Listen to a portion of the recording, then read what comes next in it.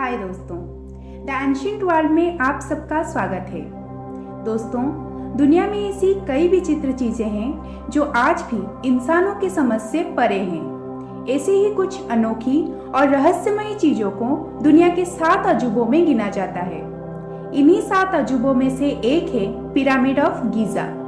दोस्तों, गीजा के पिरामिड्स को लेकर बहुत सारे सवाल हैं जिन पर दुनिया भर के वैज्ञानिक समय समय पर अपनी अपनी थ्योरीज देते आए हैं। इन्हें क्यों बनाया गया था और इनके अंदर क्या है, इस बात को लेकर बहुत सारी कहानियां भी सुनने को मिलती है, पर सच क्या है कोई नहीं जानता। तो दोस्तों, आज हम बात करेंगे गीजा के इन्हीं अजूबों के बारे में। हमने इस वीडियो को बहुत सारे रिसर्च पेपर्स और साइंस आर्टिकल्स पढ़ने के बाद ही बनाया है, इसीलिए इस वीडियो को पूरा देखें। तो आइए शुरू करते हैं।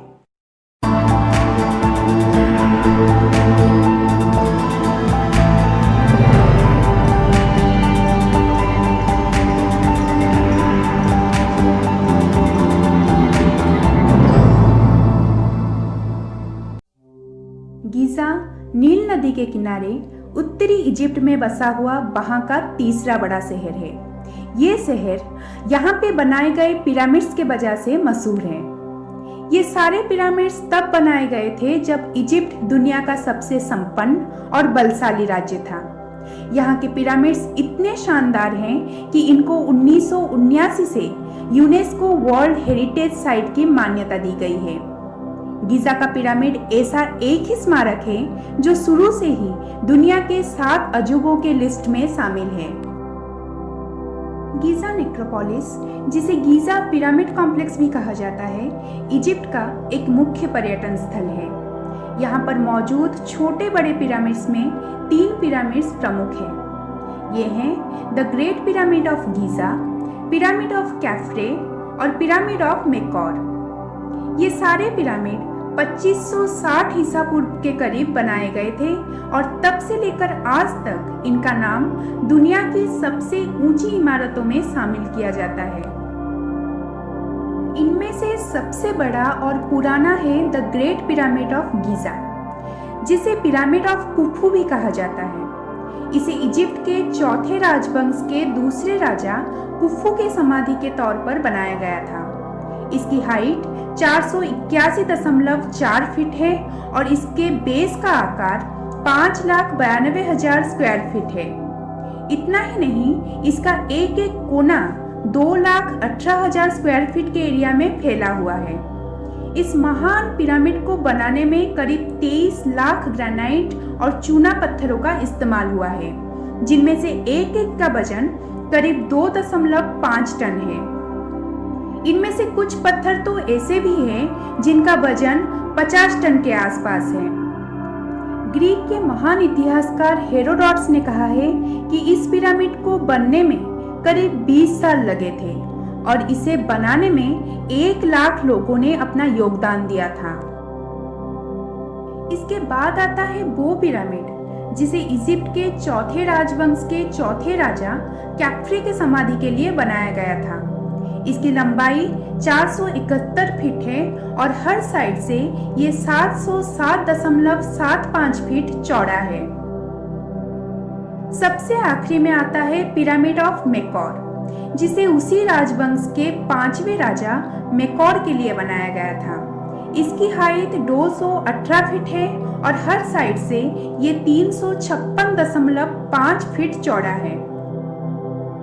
इतने सालों में इन पिरामिड्स को बाहरी शत्रुओं के द्वारा बार बार लूटा गया है, जिसके वजह से इनके अंदर मृत राजा के लिए रखी जाने वाली तमाम चीजें अब गायब है। जब इन पिरामिड्स को बनाया गया था तब इनके ऊपर चूना पत्थर की एक कोटिंग दी गई थी, जो अब समय के साथ पूरी तरह उतर चुकी है। कैफ्रे पिरामिड के तो बस ऊपरी हिस्से में ही अब ये कोटिंग देखने को मिलती है।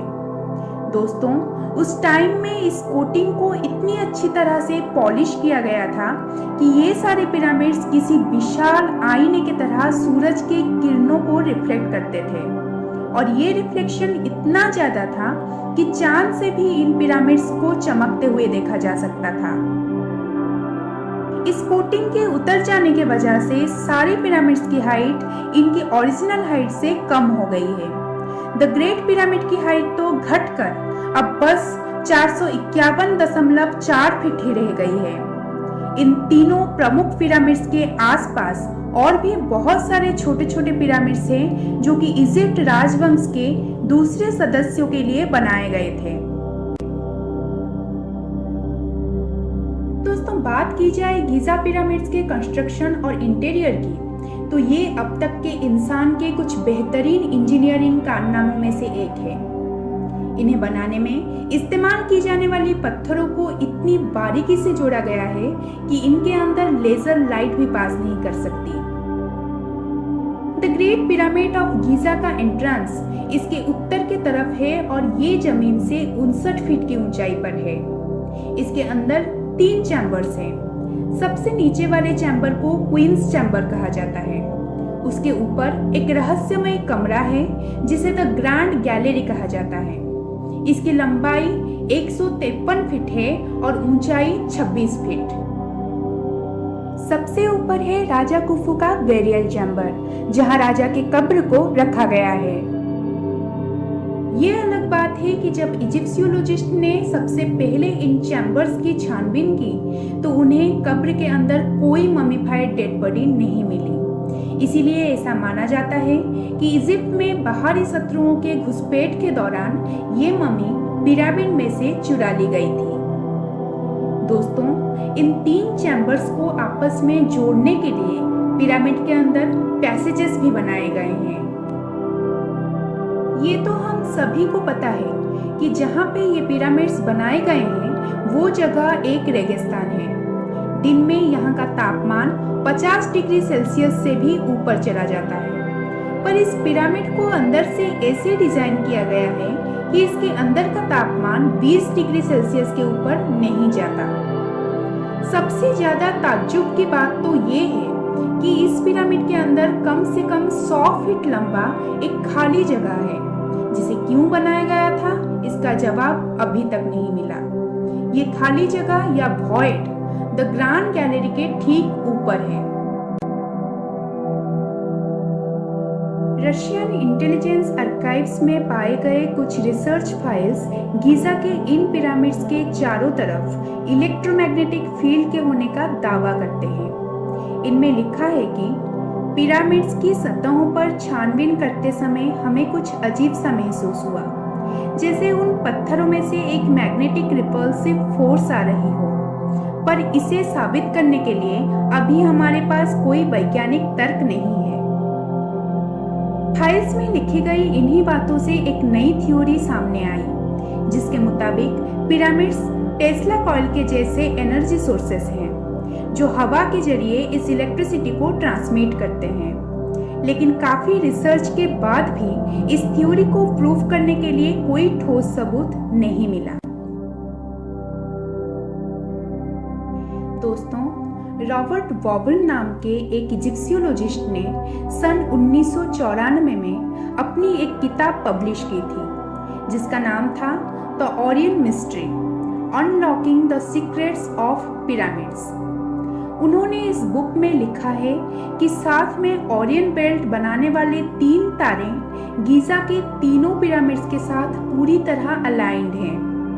उनका ये भी मानना था कि द ग्रेट स्फिंक्स सिंह राशि के नक्षत्र का प्रतिबिंब है और नील नदी के साथ इन पिरामिड्स का अलाइनमेंट आकाशगंगा के साथ ओरियन तारों के अलाइनमेंट से पूरी तरह मैच करता है।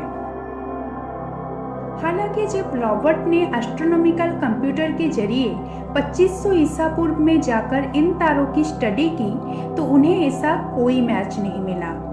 दोस्तों, ऐसा माना जाता है कि 2500 ईसा पूर्व में ही इन पिरामिड्स को बनाया गया था, पर जब उन्होंने 10,500 ईसा पूर्व में जाकर ओरियन तारों की स्थिति को देखा तो चीजें बिल्कुल वैसी ही थी जैसा कि वो दावा कर रहे थे।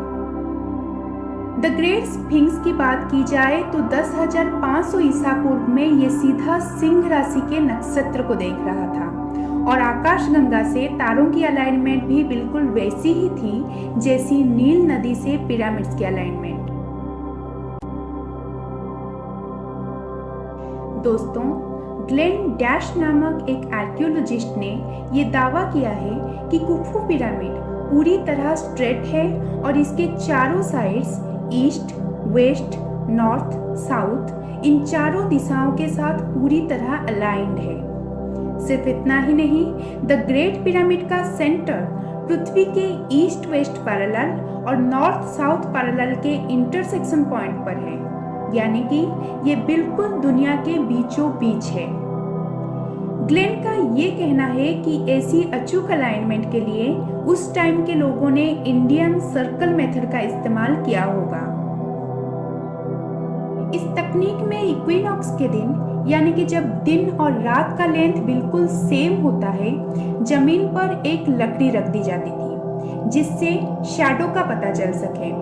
फिर नियमित अंतराल में जमीन पर पड़े इस लकड़ी के शैडो के टिप पर मार्क लगाया जाता था। फिर दिन के खत्म होते ही इन सारी मार्क्स को जोड़ के जमीन पर एक लाइन खींच दी जाती थी।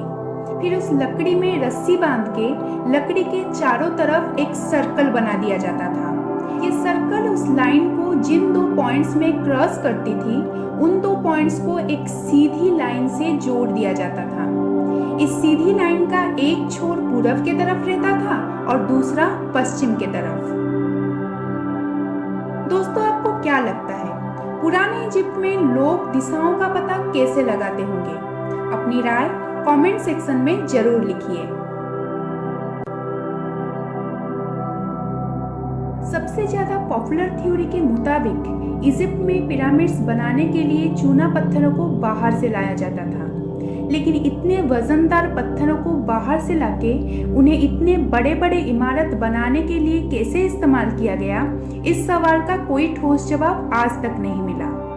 आज से कई साल पहले फ्रेंच के एक जियोपॉलिमर इंस्टीट्यूट के प्रेसिडेंट जोसेफ डाविडोविट्स ने ये दावा किया था कि गीजा के पिरामिड्स को बनाने में जितने पत्थर लगे हैं, उन्हें कहीं बाहर से लाया नहीं गया था, बल्कि उधर ही बनाया गया था।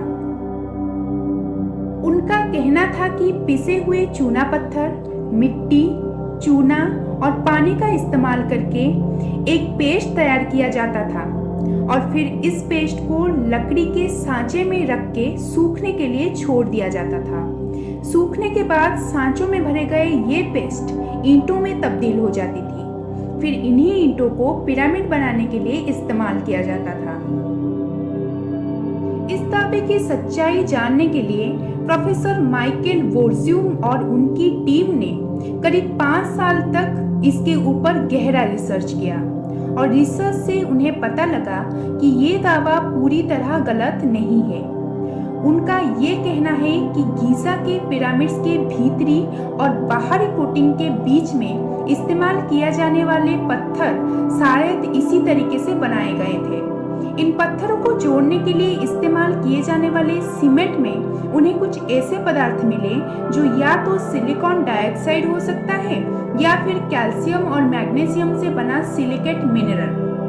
इस रिसर्च से ये तो कंफर्म हो जाता है कि सारे पत्थर नेचुरल चूना पत्थर नहीं है, पर इसके ऊपर अभी और भी रिसर्च होना बाकी है। तो आपको क्या लगता है, द ग्रेट पिरामिड के बेस के कितने साइड्स हो सकते हैं? 4? नहीं, 8। जी हाँ, आपने बिल्कुल सही सुना।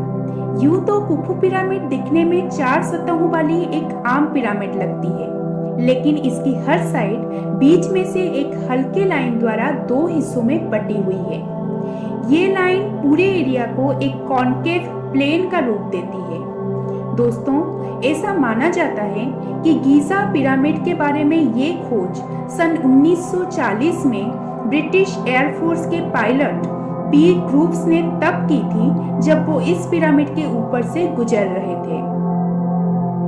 पिरामिड का ऐसा आकार उनके नजर में आते ही उन्होंने इसकी एक फोटो ले ली थी। कुछ लोगों का कहना है कि पिरामिड के सतहों को कॉन्केव बनाने वाले ये लाइंस सिर्फ आसमान से ही देखी जा सकती है। वहीं कुछ लोग ये भी कहते हैं कि इन्हें सिर्फ बसंत और शरद ऋतु के इक्विनॉक्स में भोर और संध्या काल में ही देखा जा सकता है। गीज़ा के पिरामिड को क्यों बनाया गया था?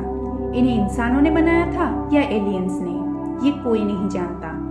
समय समय पर इन पिरामिड्स को लेकर कई सारी थ्योरीज आते रहे हैं, पर सच अभी भी अंधेरे में है। दोस्तों, गीज़ा के इन रहस्यों के बारे में कोई भी नई अपडेट मिलती है तो उसके रिलेटेड वीडियो आपको हमारे चैनल में जरूर मिल जाएगी। तो दोस्तों, आपको ये वीडियो कैसी लगी नीचे कमेंट सेक्शन में जरूर बताना। अगर आपको ये वीडियो पसंद आई तो लाइक का बटन जरूर दबाइए और अपने दोस्तों के साथ शेयर कीजिए। और हाँ, हमें सब्सक्राइब करना ना भूलें। तो मिलते हैं फिर एक नए वीडियो के साथ।